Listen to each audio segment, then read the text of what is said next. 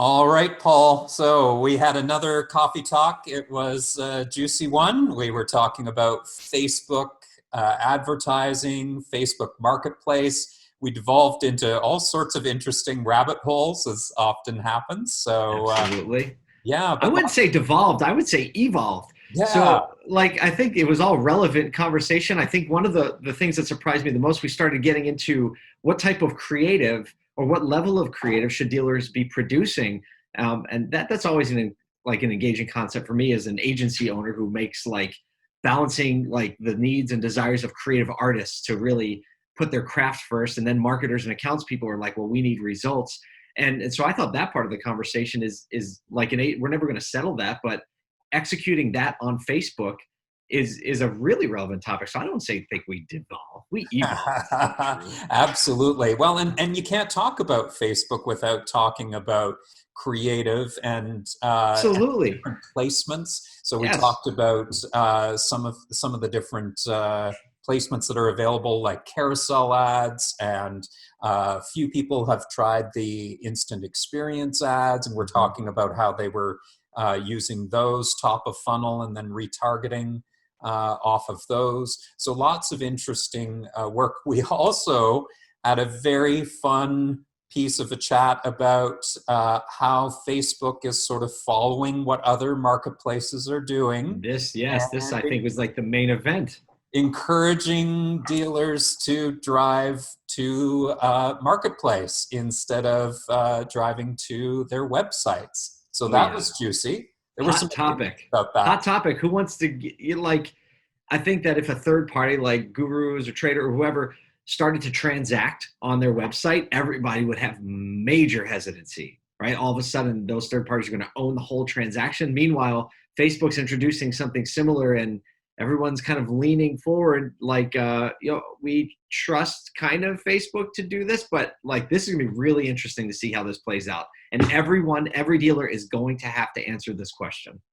Mhm. Absolutely, absolutely, and it was said in the session that for a lot of dealers, what Facebook is saying that the experience is going to be better is actually true. But for those of us who are working sort of more in depth with our websites and crafting better customer experiences, uh, that's a question. And ability to retarget across multiple platforms, that's a Yes. question. So there's a lot to really think through on Yeah, that. like everything, right? There's this big give and take going on, and the give and take has a lot to do with the individual strengths and weaknesses of particular dealers.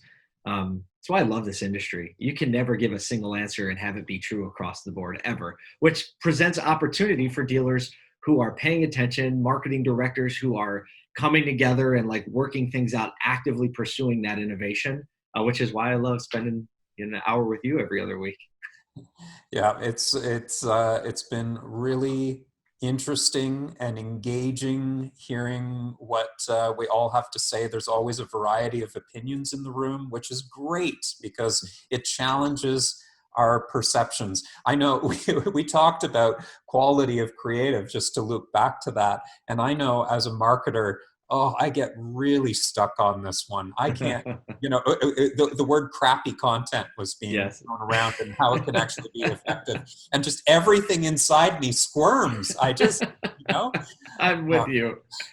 I'm with you. I've adopted a phrase, and it's like this. Musicians adopt this phrase and say, "It's never finished. It's only released." And so, I mean, yeah, I squirm too because I want everything to be beautiful and meticulous and perfectly crafted. But we don't always have the time, energy, and money to make sure every piece is like that because we need to sell product. we're on that hamster wheel. The other thing I think that's worth mentioning, there were so many juicy tidbits today, but measurement and Yes. some of the strengths of Facebook are the ability to upload data and get a really clear measurement on, did this person who bought a car actually see one of these ads, which one did they see, Yep. and get some further clarity that you can't get with Google and some of our other advertising platforms. So, It'll be interesting to see how that develops and how much of that information Facebook will give back to the dealers, and how much they will leverage to just make their algorithm better. Because realistically, Facebook doesn't care who sells the car. They just sell. They just care that their user found a car to buy on their platform, and that's their prerogative, and it should be. That's their business.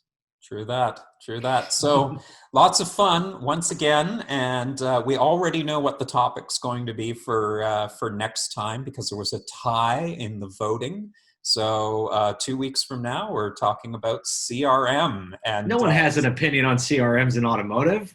No one. This will be a great one. yeah, should be very interesting. So pleasure as always, Paul. Thanks for jumping in with us, Of and we'll course. look forward to seeing you next time. Talk to you soon.